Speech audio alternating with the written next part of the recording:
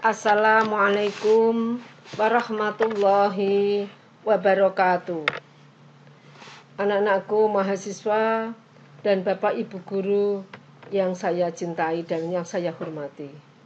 Kali ini saya Eni Naryati dari Universitas Muhammadiyah Semarang akan menyampaikan dengan topik karakter pembelajaran abad 21. Materi ini dewasa ini merupakan materi pokok yang harus ada. Mari kita telusuri mengapa pentingnya kita itu melakukan suatu pembelajaran, dan harus kita pahami bahwa pembelajaran yang kita lakukan itu bisa mendasarkan diri pada karakter pembelajaran yang ada dalam abad 21. Karakter apa, keterampilan apa yang diperlukan di abad 21 ini? Di balik otak digital generasi Z. Jadi ciri-ciri generasi Z itu diantaranya adalah mempengaruhi cara mereka itu melakukan bersosialisasi hingga profesinya. Karena generasi Z ini sudah berada pada generasi era digital. Ingin menciptakan lapangan kerja sendiri. Itulah sebabnya maka beberapa bisnis yang dilakukan online, bahkan kamar yang sempit tapi ruangan kecil, belum punya perusahaan yang belum memiliki suatu unit usaha sampai memproduksi misalnya, punya keterampilan dengan keterampilan memasarkan, itu pun mereka bisa melakukannya meskipun bermula dari tidak memiliki uang pun juga bisa dilakukan. Nah, di sini maka menciptakan lapangan kerja sendiri ini menjadi peluang besar di era sekarang ini. Dan koneksi itu menjadi andalan. Itulah sebabnya maka grup-grup itu menjadi sangat berarti. Meskipun kita tidak kenal, kalau kita dalam satu jaringan Facebook, satu jaringan Twitter atau IG atau WhatsApp misalnya, itu sangat memungkinkan kita bisa men-share berbagai hal yang kita butuhkan, yang kita ingin membutuhkan, mereka juga merespon.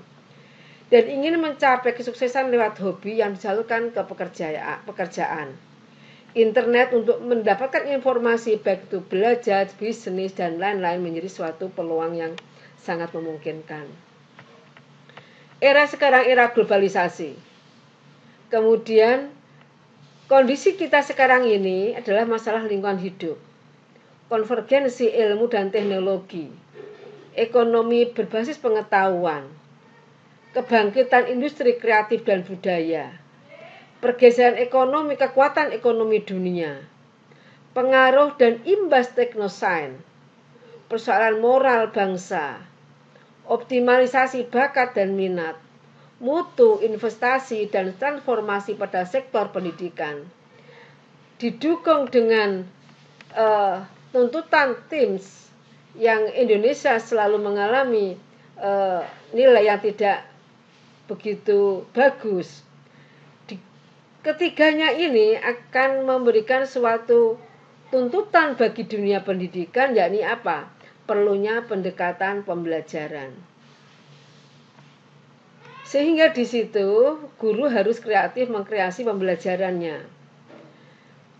Era sekarang sudah masuk pada era revolusi industri 4.0 atau bahkan sudah 5.0. Kalau kita cermati memang masing-masing memberikan suatu perbedaan yang mencolok ketika revolusi industri 1.0, 2.0, 3.0 dan 4.0. Ketika 1.0 maka masih bertumpu pada penggunaan mesin uap dalam suatu industri. Kemudian ketika 2.0, penggunaan mesin produksi massal dengan tenaga listrik musuh. Ketika 2.0 diberlakukan, mulai banyak orang yang demo karena beberapa di antara tenaga manusia digantikan oleh tenaga listrik. Kemudian revolusi industri 3.0, penggunaan teknologi informasi dan mesin otomasi.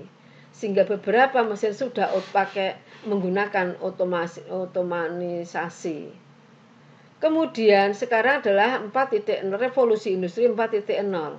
Di sini sudah menggunakan penggunaan mesin terintegrasi jaringan internet, gabungan sistem dengan teknologi digital. Jadi penerapan teknologi digital sudah dilaksanakan di 4.0 ini. Sehingga beberapa itu kita sudah penggunaan, apakah kita masih bayar menggunakan kartu ATM, kemudian kartu tol, kemudian beberapa itu sudah digantikan, tenaga manusia sudah tidak digunakan, sebagian sudah digantikan dengan tenaga elektronik, jaringan penggunaan internet yang terintegrasi dengan mesin. Sehingga ini banyak pengurangan tenaga kerja. Ini realita yang kita hadapi sekarang ini. Kemudian kita juga media sosial itu sangat begitu masih perkembangannya. Baik itu Facebook, pemahaman orang-orang di pelosok desa pun sudah paham Facebook. YouTube, kemudian Twitter, kemudian IG dan yang lain-lain. Nah, ini tentu akan membawa suatu perubahan di dalam kita melakukan suatu pembelajaran. Kemudian ditambah lagi gambaran abad 21 dan desakan revolusi industri, memacu dan memicu kebutuhan teknologi, ilmu pengetahuan dan sosial budaya. Sehingga ini pun terjadi suatu pergeseran. Berdampak pada apa? Tenaga yang terampil, cerdas dan terdidik, maka inilah yang dibutuhkan, sehingga persaingan kan semakin kuat, melahirkan konsep gagasan dan aksi menjelajahi alam dalam 3 dimensi, sehingga pengembangan teknologi menjadi pertemuan sangat luar biasa. Tumbuhnya tantangan dan perkembangan etos serta gairah kerja. Dan semuanya ini didukung lagi, dikuatkan dengan ciri-ciri generasi abad 21, yaitu multitasking, online info searching, multimedia, digital skill thinking, ability, interpersonal dan communication skill dan global skill. Dan ini semuanya akan membentuk apa? Suatu tuntutan perubahan pendekatan pembelajaran. Sehingga pembelajaran yang mengoptimalkan fungsi teknologi informasi, berkembangnya kreativitas inovasi mahasiswa didorong, dan demikian pula seorang guru dituntut memiliki keterampilan teknologi informasi, mengimplementasi pembelajaran berpikir kritis dan problem solving melalui komunikasi dan kolaborasi, dan nilai karakter tuntutan warna perilaku pada mahasiswa. Nah, tuntutan-tuntutan ini tentu akan tujuannya apa? Untuk meningkatkan kualitas pembelajaran, sehingga guru perlu melakukan suatu perubahan pendekatan pembelajaran. Disinilah penerapan berbagai inovasi pembelajaran dilakukan, dan melihat beberapa yang saya sampaikan tadi itu, bahwa karakter kolaborasi, komunikasi itu menjadi suatu tuntutan, sehingga melalui pembelajaran kolaborasi dengan lebih menekankan pada perkembangan teknologi informasi menjadi suatu tuntutan. Karakter pembelajaran abad 21 perlu di sini, berdasarkan yang paparan di atas, maka perlu adanya redesain kurikulum. Ini pun pemerintah sudah mulai mengupayakan. Kemudian kerangka kerja di dimensi pendidikan, sehingga ini akan mengarah ke ada suatu perubahan. Kepengetahuan, keterampilan, karakter dan metakognisi menjadi suatu keseimbangan dikonstruksi dengan pengetahuan menjadi sesuatu yang harus diupayakan. Kemudian kehidupan yang kompetitif melalui penumbuhan jiwa entrepreneurship. Itulah sebabnya maka beberapa visi sekolah maupun perguruan tinggi, karakter entrepreneurship ini tidak bisa dilepaskan. Seluruh perguruan tinggi dan seluruh program studi itu hampir rata-rata menetapkan entrepreneurship atau kewirausahaan sebagai bagian dari profil program studi. Keterampilan sebagai umpan balik terhadap pengetahuan. Disinilah maka metode aktivitas guru dalam pembelajaran harus ada satu proses yang namanya adalah umpan balik. Dan di sini akan dihasilkan perilaku yang berkarakter. Nah, tujuannya apa? Sinergitas pengetahuan, keterampilan dan karakter ini, yang ini sinergitas baik itu pengetahuan, karakter dan keterampilan ini harus selalu ada di dalam proses perencanaan. Bagaimana caranya, kapan mempelajarinya, bagaimana proses belajar itu dilakukan, serta evaluasi terhadap apa yang telah direncanakan dilakukan setelah hasil dari proses tersebut.